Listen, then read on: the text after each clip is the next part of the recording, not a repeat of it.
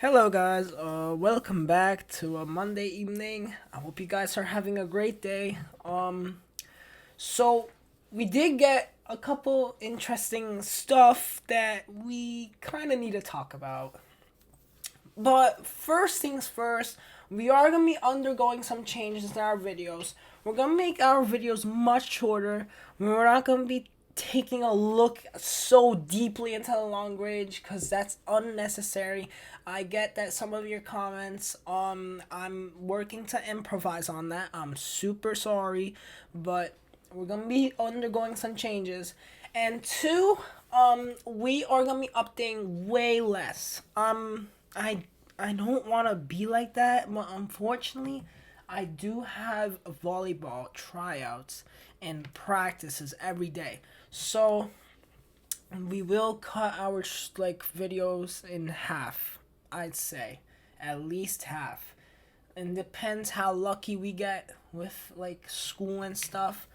But I'd say 2 or 3 times a week would sound more reasonable. I think we can manage shorts more than videos, but we'll be good. So, this week, we're going to be talking about some gusty winds. We're going to be talking about, and that's really much it. And then there's a coastal storm on Saturday that I want to keep my eye out on. And it might even show some snow at first. And then, that very heavy drenching rain. So, let's get right into it. So we take a look at today, and I mean, it is cold today. I'm gonna tell you what, we've seen 20-degree below like the temperature from yesterday. 24-hour change. I mean, we saw temperatures from like 60 to like almost like 40s today, so it's been cold. You do need that jacket a little bit. So, spring is on like tomorrow, but it's gonna be cold tomorrow. We're gonna be talking about 40s and like the low time temperatures. Well, guess what? We're gonna be seeing low 20s. Low 20s. You heard me right. It's gonna be frigid on Thursday morning. But we do have a couple snow showers in the Northeast in general. We do have a couple showers streaming down from that severe weather front that absolutely ravaged Illinois and, the central U.S. That is starting to exit out, indicated by this trough. The cold air is really, pushing down into the south. It's like trying to, suppress the warm air. We do see cold air for Wednesday and Thursday setting up here. And then out west, there's literally nothing. So, okay.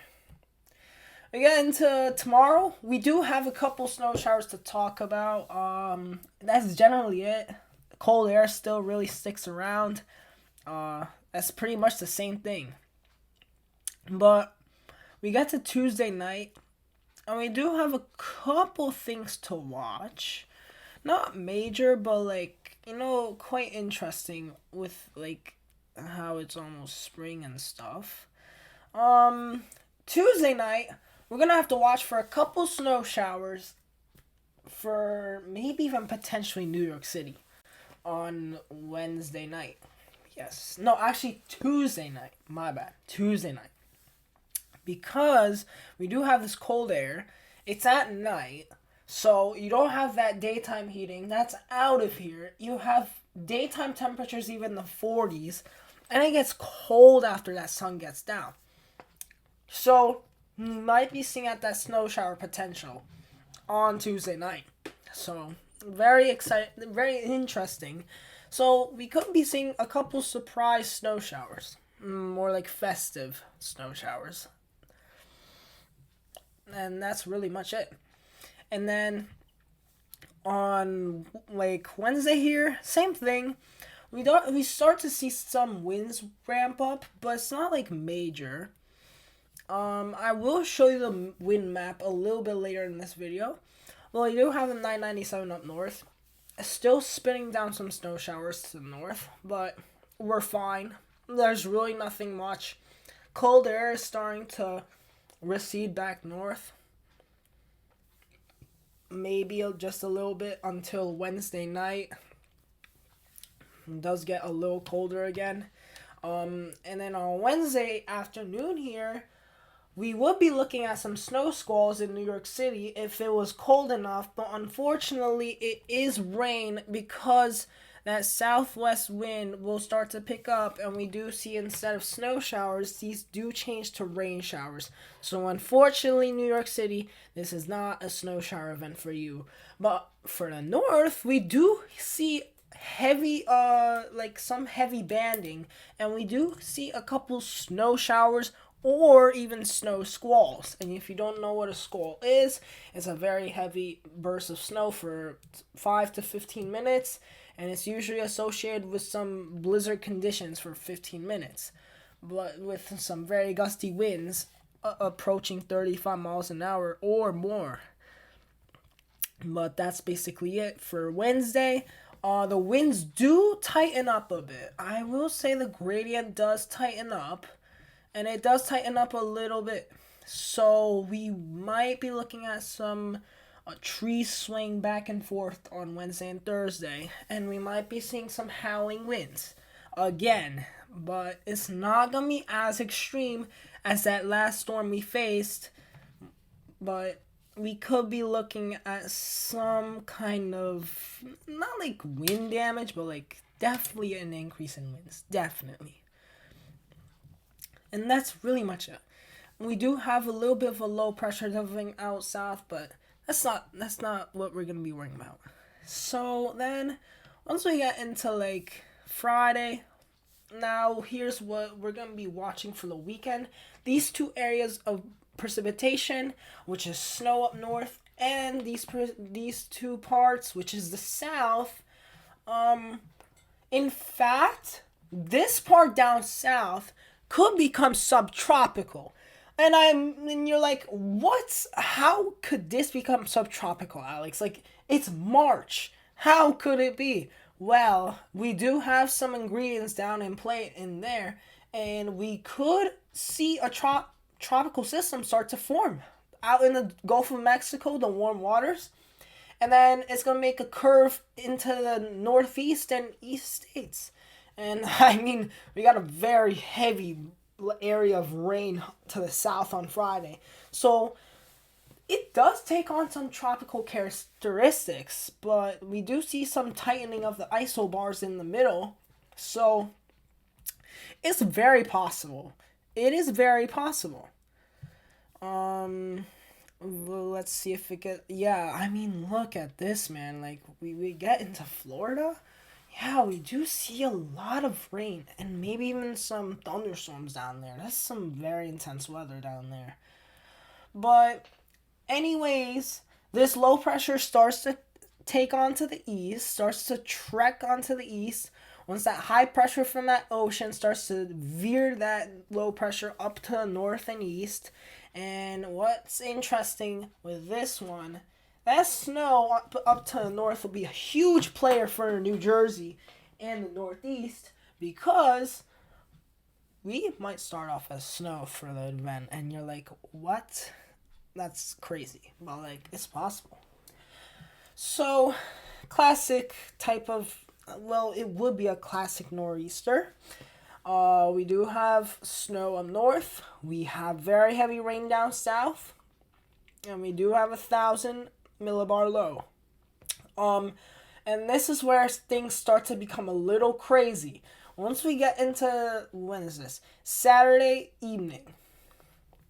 We see snow overspreading the region in New Jersey. We start to see some rain sneak up from the Delmarva. And we do see some northern Jersey snow to start. We see snow all the way down to Appalachian Mountains. Pennsylvania, all snow at that time. All snow for the Northeast. A very heavy soaking rain for South Carolina, North Carolina. And once we get a little bit further, this is when things start to become a little crazy. heavy snow for most of New Jersey. Uh, Up to central Jersey, it's heavy snow by the hour. And it's more like rain down to the south and the Delmarva and those areas. But still heavy snow in northern Jersey, western Pennsylvania, eastern Pennsylvania, southern New York, and that snow is starting to overspread into the northeast. This is something to watch. And then eventually that warm air affects northward. This all changes to rain, but this low pressure starts to really intensify. So we could be seeing at some very strong winds going into Sunday. And we could be looking at some damage, maybe possible, I don't know. But we are going to be seeing these tightening isobars. Look at those isobars. Like, these are tight. These are pretty tight. And you can see that cold air right from the north. It's going to surge down.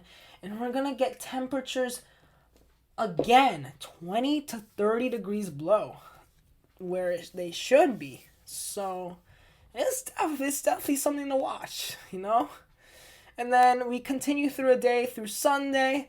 Very gusty winds still persist, very tight isobars, and it's pretty cold. And it starts to ease up a little bit on Monday.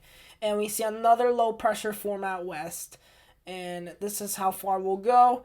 And then we see another massive low pressure form. So that's basically the weather.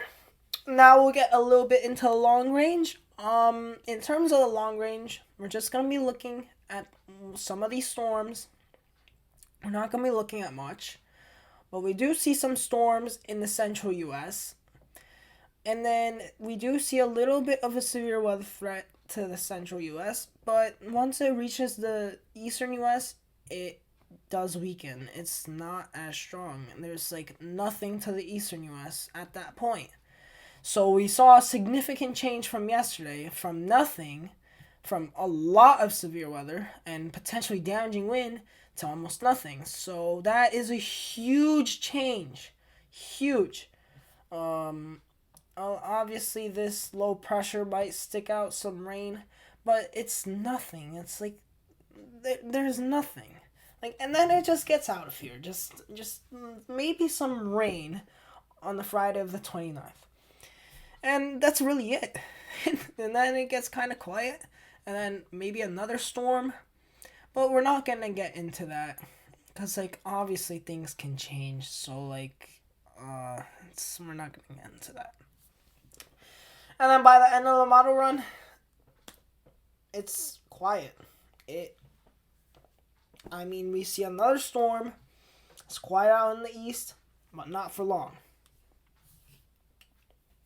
So that's basically it. Let's see if the Euro agrees with that. With the low pressure system on Saturday. One huge difference I see is that we do not see that snow all the way down in the south. It is way too warm for that.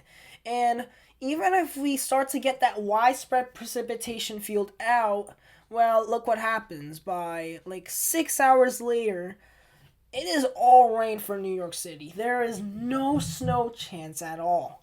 So that is a huge difference. Very huge difference. But same idea. Strong low pressure, and it delivers strong winds after that. And then there's another storm out west.